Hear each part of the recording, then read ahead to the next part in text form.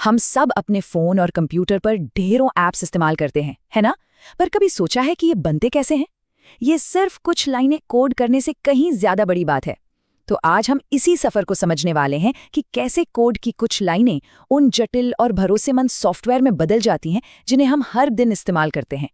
तो चलिए इसमें थोड़ा और गहरे उतरते हैं। यहाँ स्क्रीन पर दो अलग अलग दुनियाएं दिख रही हैं। एक तरफ है कोड का एक उलझा हुआ जाल। सोचकर देखिए, हजारों लाखों लाइनों का कोड जो शायद किसी सोशल मीडिया ऐप को चलाता है। और दूसरी तरफ वही ऐप, लेकिन कितना साफ, कितना सिंपल और सुंदर इंटरफेस, जिसे कोई भी आराम से चला ले।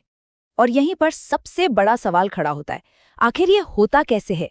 कैसे ये उलझा हुआ कोड इतना शानदार, इतना आसान सा अनुभव बन जाता है? देखिए, ये कोई जादू तो है नहीं, इसके पीछे एक पूरा का पूरा विज्ञान है, एक डिसिप्लिन है। चलिए इसी को समझते हैं। तो सबसे पहले एक बहुत जरूरी बात समझनी होगी। दो शब्द हैं, एक है प्रोग्राम और दूसरा सॉफ्टवेयर। सुनने में लगता है कि एक ही बात है ना? पर असल में इनमें जमीन आसमान का फर्क है। तो प्रोग्राम क्या है? प्रोग्राम कह सकते हैं कि ये सबसे बेसिक चीज़ है। ये बस कुछ इंस्ट्रक्शंस की एक लिस्ट है कंप्यूटर को ये बताने के लिए कि भाई करना क्या है। बिल्कुल एक रेसिपी की तरह, बस स्टेप बाय स्टेप कमांड्स। अच्छा, तो फिर सॉफ्टवेयर क्या है? देखिए, सॉफ्टवेयर सिर्फ कोड नहीं है, वो उससे कहीं ज्यादा है। सॉफ्टवेयर में वो सब कुछ आता है जो किसी को भी उस कोड को समझने, चलाने और हाँ, भविष्य में उसे ठीक ठाक रखने के लिए जरूरी हो। जैसे कि यूजर गाइड हो गया, टेक्निकल डॉक्यूमेंटेशन हो गया और भी बहुत कुछ। तो बात सीबीसी है, सॉफ्टवेयर असल में क्या हुआ? प्रोग्राम प्लस उसका पूरा डॉक्यूमेंटेशन। और यही डॉक्यूमेंटेशन है जो एक मामूली से प्रोग्राम को एक प्रॉपर, प्रोफेशनल और मजबूत सॉफ्टवेयर प्रोडक्ट बनाता है। ऐसा प्रोडक्ट जिसे कोई भी टीम आसानी से समझ सके, उस पर काम कर सके।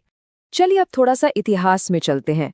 एक दौर ऐसा भी था जब सिर्फ प्रोग्रामिंग कर देना ही काफी नहीं था, और इसी वजह से एक बहुत बड़ा संकट पैदा हुआ, जिसे आज हम सॉफ्टवेयर क्राइसिस या सॉफ्टवेयर संकट के नाम से जानते हैं। मशहूर कंप्यूटर साइंटिस्ट एड्सका डाइक्स्ट्रा की ये बात बहुत कुछ कहती है। जैसे जैसे कंप्यूटर बड़े और पावरफुल होते गए, प्रोग्रामिंग भी उतनी ही बड़ी समस्या बनती चली गई। मतलब टेक्नोलॉजी तो आगे बढ़ रही थी, लेकिन उसे बनाने के हमारे तरीके पुराने ही थे। डिमांड बढ़ती जा रही थी, पर उसे पूरा कैसे करें ये किसी को समझ नहीं आ रहा था। तो असल में हुआ क्या था? देखिए, एक तरफ तो सॉफ्टवेयर की डिमांड, उसकी कॉम्प्लेक्सिटी मतलब जटिलता, सब कुछ रॉकेट की स्पीड से बढ़ रहा था। लेकिन दूसरी तरफ हमारे पास जो लोग थे, जो टूल्स थे, जो काम करने के तरीके थे, वो सब पुराने ही थे। और इसी मिसमैच ने, इसी असंतुलन ने जन्म दिया सॉफ्टवेयर क्राइसिस को। और इसके नतीजे काफी बुरे थे। प्रोजेक्ट्स का बजट पार हो जाता था, बनाने में डेडलाइन के बाद भी महीनों सालों लग जाते थे, और अगर बन भी गया तो उसकी क्वालिटी इतनी खराब होती थी कि पूछिए मत। और सबसे बड़ी प्रॉब्लम, वो अक्सर वो काम करता ही नहीं था जिसके लिए उसे बनाया गया था। तो इस पूरी गड़बड़ी का, इस संकट का हल क्या था? इसका जवाब मिला ट्रेडिशनल इंजीनियरिंग में। आइडिया ये था कि प्रोग्रामिंग, जो कि एक कला मानी जाती थी, उसमें इंजीनियरिंग का डिसिप्लिन लाया जाए। वही इसका एकमात्र हल था। और बस यहीं से जन्म हुआ सॉफ्टवेयर इंजीनियरिंग का। ये सॉफ्टवेयर बनाने का एक सिस्टमैटिक, एक व्यवस्थित तरीका है। ध्यान दीजिए, यहाँ पर व्यवस्थित, सिद्धांत और रखरखाव यानी मेंटेनेंस जैसे शब्द बहुत जरूरी हैं। बात सिर्फ कोड लिखने की नहीं है, बात है एक मजबूत, भरोसेमंद प्रोडक्ट बनाने की पूरी प्रोसेस की। इससे समझने का एक बहुत बढ़िया तरीका है ये कंपैरिजन। सोचिए, जैसे एक फैक्ट्री में कोई कार बनती है तो उसका एक तय प्रोसेस होता है ना, हर चीज स्टेप बाय स्टेप होती है। बिल्कुल वैसे ही सॉफ्टवेयर इंजीनियरिंग कोड लिखने के लिए एक डिसिप्लिन, एक प्रोसेस लेकर आती है, ताकि हर बार नतीजा एक जैसा हो, क्वालिटी बढ़िया हो। लेकिन हाँ, एक बहुत बड़ा फर्क है ट्रेडिशनल इंजीनियरिंग और सॉफ्टवेयर इंजीनियरिंग में। देखिए, एक कार या कोई पुल वो वक्त के साथ घिसता है, उसमें टूट फूट होती है। पर सॉफ्टवेयर कभी घिसता नहीं है, वो आउटडेटेड हो जाता है, पुराना पड़ जाता है। मतलब सॉफ्टवेयर खुद तो खराब नहीं होता, लेकिन उसके आसपास का माहौल, यानी जिस ऑपरेटिंग सिस्टम पर वो चल रहा है, जिस हार्डवेयर पर वो चल रहा है, वो सब लगातार बदलता रहता है। और इसीलिए सॉफ्टवेयर को भी लगातार अपडेट करना पड़ता है, मेंटेन करना पड़ता है, ताकि वो इस बदलते माहौल के साथ चल सके। तो सवाल ये है कि ये इंजीनियरिंग वाला अप्रोच असल में काम कैसे करता है। इसके लिए ना एक स्ट्रक्चर्ड प्रोसेस होता है, मतलब एक पूरा ब्लूप्रिंट। चलिए देखते हैं कि ये प्रोसेस है क्या।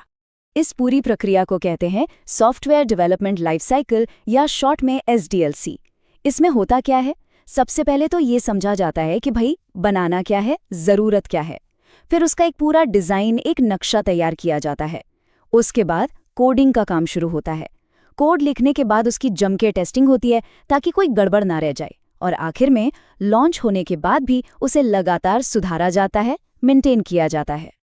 और हाँ, ये सुनने में भले ही 5 सीधे साधे स्टेप्स लग रहे हों, पर ऐसा है नहीं। हर एक स्टेप के पीछे टूल्स, टेक्नोलॉजी और स्पेशलिस्ट का एक पूरा का पूरा इकोसिस्टम काम करता है।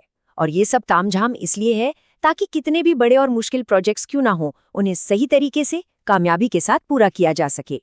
तो आखिर में सवाल ये उठता है कि ये सब इतना ज़रूरी क्यों है? क्यों चाहिए ये सारे प्रोसेस और नियम? इसका जवाब बहुत सिंपल है। इसका जवाब उस सॉफ्टवेयर की क्वालिटी में है जिसे हम सब रोज इस्तेमाल करते हैं। देखिए, सॉफ्टवेयर इंजीनियरिंग का आखिरी मकसद क्या है? ऐसा सॉफ्टवेयर बनाना जो भरोसेमंद हो, मतलब बार बार क्रैश ना हो, जो इस्तेमाल करने में आसान हो, कि उसे चलाने के लिए कोई मोटी सी किताब न पढ़नी पड़े, जो हमारे कंप्यूटर या फोन के रिसोर्स को सही से इस्तेमाल करे ताकि बैटरी जल्दी खत्म ना हो, और सबसे जरूरी बात, वो अपना काम बिल्कुल सही सही करे। यही सारी चीजें मिलकर एक अच्छे सॉफ्टवेयर की पहचान बनती हैं। आज की तारीख में सॉफ्टवेयर ने हमारी पूरी दुनिया को बनाया है। सोच कर देखिए, बैंकों से लेकर अस्पतालों तक सब कुछ तो इसी पर चल रहा है। तो ये सोचने वाली बात है कि अगर इस नींव को बनाने में, इस सॉफ्टवेयर को बनाने में इंजीनियरिंग के इन जरूरी सिद्धांतों को नजरअंदाज कर दिया जाए तो